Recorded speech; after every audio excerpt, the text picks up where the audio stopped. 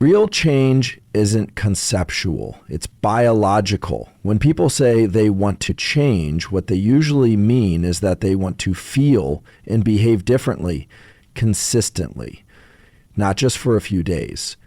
For that to happen, you have to understand how the brain actually works. The human brain is not a fixed system. It's plastic, meaning it's capable of rewiring itself in response to experience. But that rewiring doesn't come from intention alone. It requires action, and more importantly, repeated action.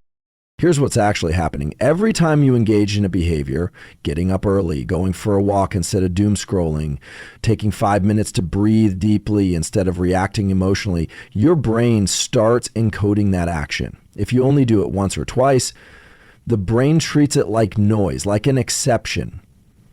But if you repeat it daily in a structured way, your brain flags it as signal. This is when synaptic changes start to occur. Neurons fire together, wire together. And the more they fire together through consistent behavior, the stronger those circuits become. That's neuroplasticity. That's the foundation of all real, lasting change. But here's the catch. Your brain is lazy by design. It doesn't want to spend energy building new circuits unless it has a very good reason. Repetition is that reason. Repetition is what tells the nervous system, this is no longer a temporary deviation. This is now how we operate. If you're looking for a shortcut, some insight or mindset shift to flip the switch, it doesn't exist. You have to engage the system over and over until it rewires. That's not motivational talk. That's biology. What also matters is how deliberate the action is.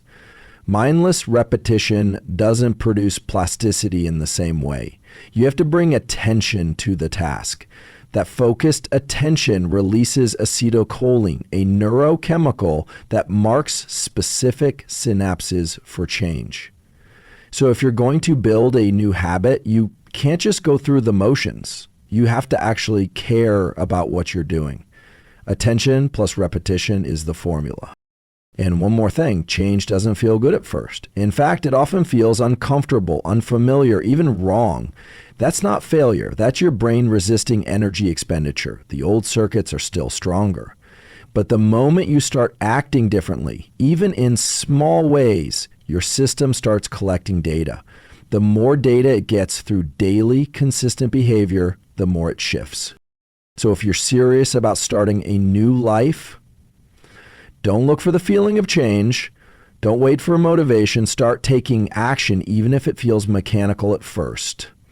And repeat it until the action becomes the new default. Because change isn't an event. It's a rewiring process. And your brain is ready to do it. You just have to give it the signal over and over again. If you're serious about starting a new life, one of the most powerful tools at your disposal is something incredibly simple. Moving your body early in the day. This isn't about burning calories or aesthetics. It's about shifting your brain chemistry to support focus, motivation, and resilience. Qualities you need if you're going to sustain change. When you engage in physical movement shortly after waking, walking, stretching, resistance training, even just a few minutes of deliberate motion, you activate a set of neurochemical systems that set the tone for your entire day. Specifically, you increase the release of dopamine, norepinephrine, and serotonin. These aren't just feel-good chemicals. They are neuromodulators that change how your brain functions. Dopamine increases motivation and the willingness to pursue effort. Norepinephrine boosts alertness and the ability to focus. Serotonin stabilizes mood and improves emotional regulation. Together, these chemicals act like a cognitive reset button. They make it easier to direct your attention, regulate your emotions, and engage in goal-directed behavior, all of which are essential for creating new habits and breaking old ones. So when you move your body first thing in the morning, what you're really doing is priming your brain to be more adaptive, more disciplined, and more capable of change. There's also a deeper layer to this. Movement isn't just a physical act. It's a signal to your entire system that you are engaging with your environment. When you're still, your brain interprets that as a low demand state. But when you move, especially in a purposeful way, it signals to the brain that it needs to be alert and responsive. This triggers the release of brain-directed neurotrophic factor, BDNF, which enhances neuroplasticity. In simple terms, BDNF makes your brain more capable of learning, remembering, and rewiring itself. It's like fertilizer for your neurons. And timing matters. Morning movement aligns with your body's natural circadian rhythm. Your cortisol levels are already rising in the early part of the day. That's normal and necessary.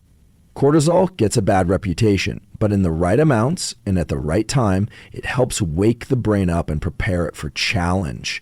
Movement amplifies this effect, making the cortisol spike work for you instead of against you. This is why people who build the habit of morning movement tend to report increased clarity, better mood regulation, and greater consistency in their behavior. It's not psychological trickery, it's biological alignment. So if you want to change your life, stop thinking of movement as optional. Stop waiting to feel like it. Start using it as a tool. Even 10 to 20 minutes of brisk walking outside, preferably with some sunlight exposure, can change the chemical landscape of your brain in a way that makes transformation possible. You're not just moving your body, you're directing your neurochemistry. And when your chemistry shifts, your capacity to evolve follows. If you're trying to start a new life, the first decision you make each morning is more important than most people realize. Before you reach for your phone, before caffeine, before the day starts pulling you in 1,000 directions, go outside and get sunlight in your eyes. Not through a window, not from artificial lights, real sunlight. Early in the day. It's not a wellness trend. It's a non-negotiable biological requirement for aligning your brain and body for focus, energy, and mood stability. Here's what happens when light hits your eyes, specifically the photoreceptors called melanopsin cells in the retina. These cells send a direct signal to a part of the brain called the suprachiasmatic nucleus, your body's master circadian clock. That signal tells your entire system, it's morning, time to be alert, to focus, to engage. This sets in motion a cascade of hormonal and neurochemical events. Cortisol rises, not the stress kind, but the healthy, necessary rise that gives you energy and mental clarity. At the same time, it starts a timer for the rise in melatonin roughly 14 to 16 hours later. That's how you lock in better sleep tonight, by getting sunlight this morning. Now here's why this matters for someone trying to change. Your ability to stay consistent, to form new habits, to regulate your emotions, all of that depends on your brain's energy state. If your circadian system is out of sync, your energy is unstable, your focus is inconsistent, and your mood is erratic, that makes it almost impossible to build a new life.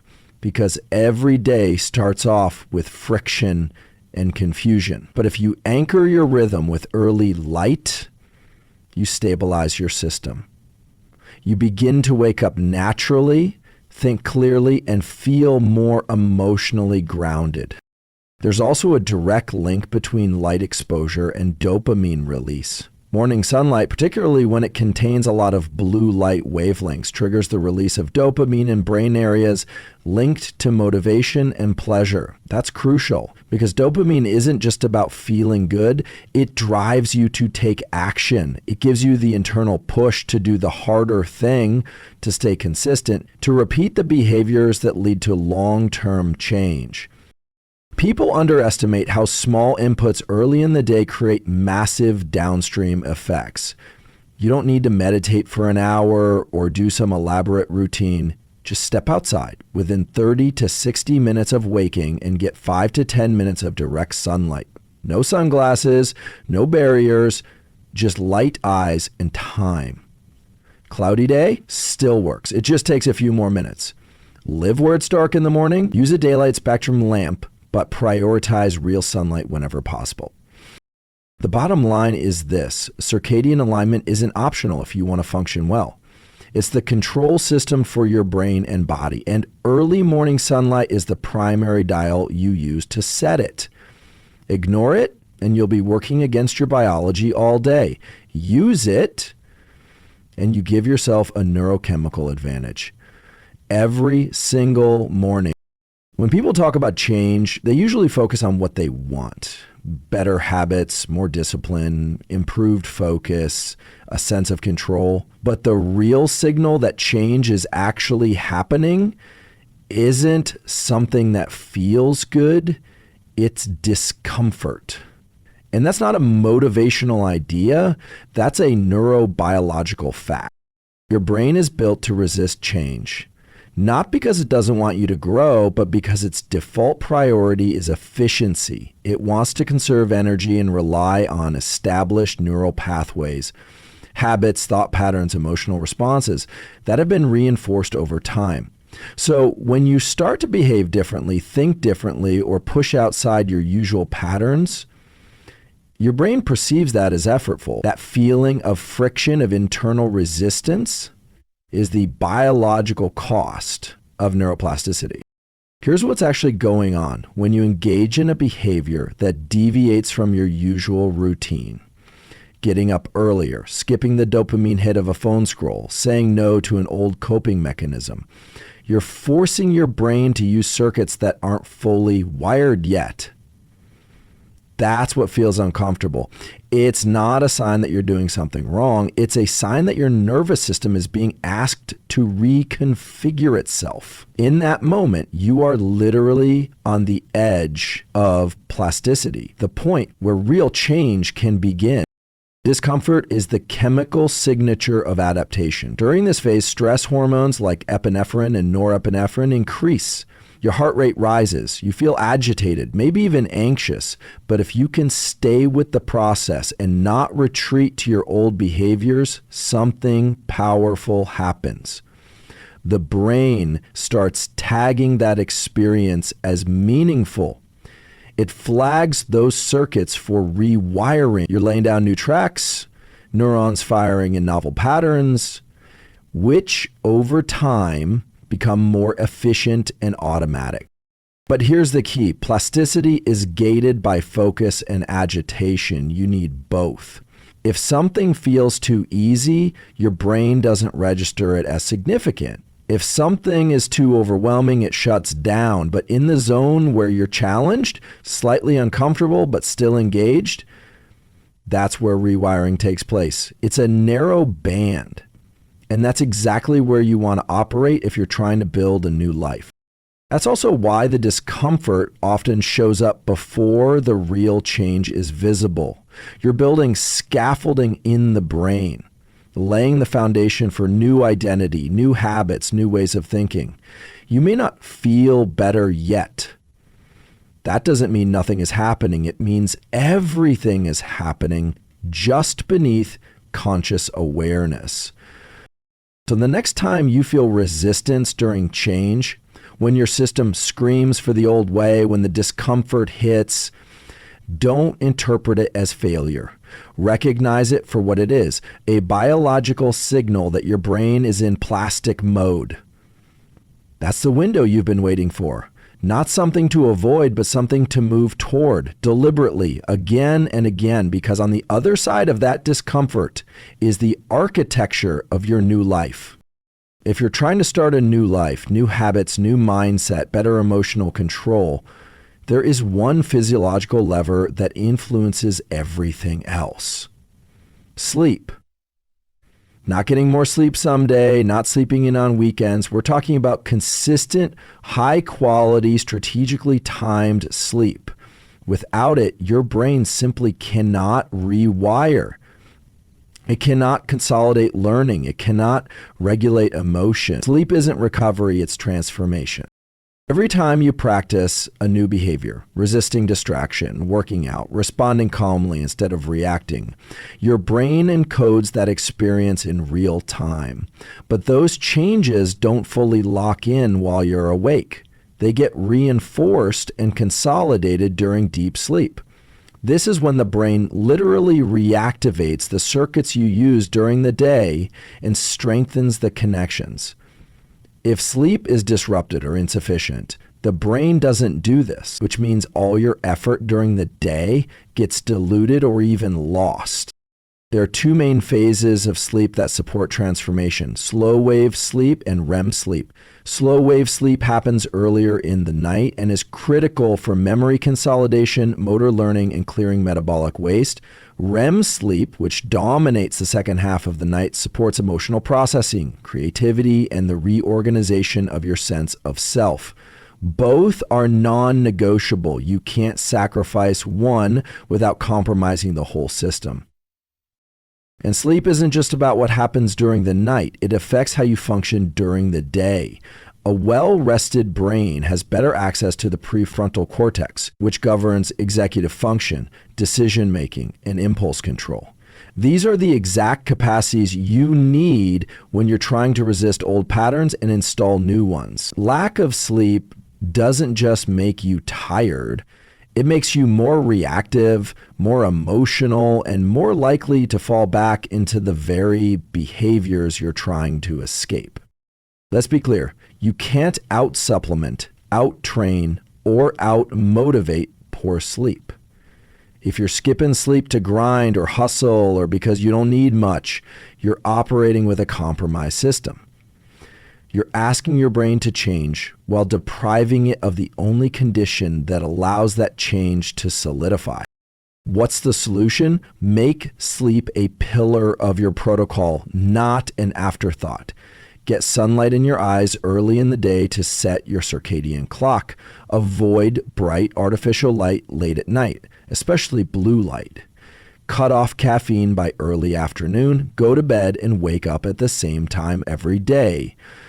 This isn't about perfection, it's about rhythm. Your brain doesn't care if you're a night owl or not a morning person. It cares about consistency.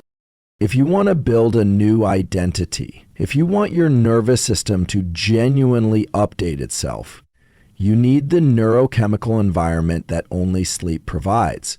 Sleep is not passive. It's when the architecture of the new life you're building actually takes shape. Treat it with the same urgency as your workouts, your goals, your morning routine, because without it, none of that change will last. If you're trying to create real lasting change, you have to understand the chemistry of motivation. Specifically, you need to understand dopamine, not as a buzzword, but as a fundamental driver of behavior. Dopamine is the molecule of pursuit. It's what gives you the internal drive to take action, especially when that action is hard. And the biggest mistake most people make is draining their dopamine system through passive, low-effort stimulation. Scrolling endlessly, binge watching, snacking out of boredom, compulsively checking notifications. These are all examples of passive dopamine spikes. You're getting a reward, but you're not doing anything to earn it. That's a problem, because when you flood your brain with dopamine without attaching it to effort, you're training your system to expect pleasure without pursuit. And that erodes the very machinery you need for discipline, focus, and long-term growth. Here's how it works. Dopamine isn't just released when you get a reward. It's released in anticipation of effort toward a reward. That's what motivates you to act. But when you constantly give your brain dopamine hits from low-effort activities, your baseline dopamine levels drop. This creates a state where nothing feels interesting unless it's fast, novel, and effortless. And that's the exact opposite of what you need when you're trying to build new habits or step into a new identity. Real change takes time. It takes repetition. It takes showing up when you don't feel like it. And if your dopamine system is burnt out, that becomes biologically harder. Reducing passive dopamine isn't about punishment or deprivation. It's about resetting your system so you can feel motivated again. That means making conscious choices, putting the phone away during transitions in your day, cutting down on mindless entertainment, resisting the urge to chase easy novelty. It means choosing activities that require effort, movement, learning meaningful work, and linking your sense of satisfaction to those. There's also a key distinction between consuming and creating. When you create, write, build, lift, solve, connect, you engage your dopamine system in a way that supports long-term motivation. The reward becomes effort dependent. That's the system you want to strengthen. Because when your brain starts to associate dopamine with effort, the hard things begin to feel worth it. That's when discipline stops being a grind and becomes a kind of flow state. You start looking forward to the challenge. You don't need to eliminate all sources of passive dopamine. You just need to control them. Keep your highest dopamine activities effort linked. Make the easy hits harder to access. Delay gratification deliberately. When you do that, you restore your baseline levels, and suddenly the things that felt hard, waking up early, working through resistance, staying focused, start to feel achievable again. Not because they got easier, but because your brain got recalibrated. If you want to change your life, protect your dopamine system. It's not just a chemical. It's your fuel source for effort. Don't waste it on things that don't move you forward. Train it to serve the life you're trying to build.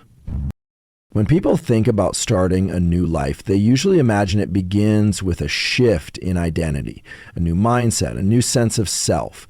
But that's not how the brain works. Identity doesn't lead behavior, it follows it. The nervous system updates based on what you do, not what you believe about yourself. If you want to become someone new, you have to act like that person first, consistently, and especially when it feels un. Here's the neurobiological mechanism behind this. Your brain is constantly predicting and updating. It's monitoring your actions and using them to form models of who you are. Every decision you make, every behavior you repeat feeds into that model. The more consistent the behavior, the stronger the model becomes. If you repeatedly behave like a disciplined, focused person, waking up early, training, limiting distractions, your brain eventually stops seeing that as effort. It starts seeing it as you. But it takes time and intensity to overwrite the existing identity. The research points to something important. 30 days is not magic, but it's meaningful. When you engage in a new behavior for roughly a month, especially one that requires effort and focus, you begin to build strong enough neural pathways for it to feel familiar. At that point, the friction starts to drop. The behavior becomes more automatic, and more importantly, your internal narrative starts to shift. You stop seeing yourself as someone trying to change and start seeing yourself as someone who has changed. But the mistake most people make is waiting to feel like the person they want to become before they act that way. That's backwards. You cannot wait for motivation, clarity, or belief. You have to move first, deliberately, even mechanically, and let your biology catch up.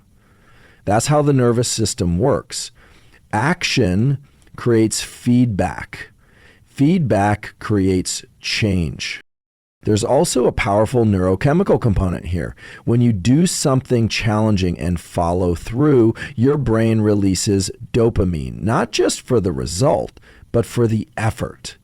This reinforces the new behavior. It makes the hard thing feel rewarding. And over time, your system starts to crave that kind of effort-based reward more than the cheap passive dopamine hits that used to dominate your day. You're not just changing what you do, you're changing what feels good. So for 30 days, build a protocol. Identify 5 non-negotiable actions that reflect the person you want to become. Do them daily, track them. Don't evaluate how you feel. Evaluate whether you showed up. Treat your behavior as the input and let identity be the output. Because when your nervous system sees repeated evidence, it begins to believe it. You are not locked into who you've been. The brain doesn't care about your past. It cares about patterns. And if you feed it 30 days of consistent aligned action, it will update its model. Not instantly, not perfectly, but biologically. Identity isn't an idea. It's a circuitry pattern. And you have the tools to rewire it. So if you're serious about starting a new life, stop waiting for the perfect feeling, the perfect plan, or some sudden shift in identity. The path is already built into your biology. Movement in the morning, exposure to natural light, deep sleep, strategic discomfort, and focused behavior over time. These are not just habits. They are protocols for rewiring the brain. Understand this, transformation isn't mystical, it's mechanical. It's grounded in effort-driven neuroplasticity. Every moment of resistance is not a wall, it's a doorway. Every discomfort is not a signal to quit, it's a biological marker that your system is adapting. And every small, deliberate action you repeat is casting a vote for the person you are becoming. You don't need to feel like a new person to start acting like one. You need to act like one until your system catches up. The brain will follow your behavior. Identity will follow evidence, and change, real sustainable change, will follow consistency. This isn't about motivation, it's about physics. You apply pressure in the right places and your nervous system changes. Period. That is the truth of how a new life begins.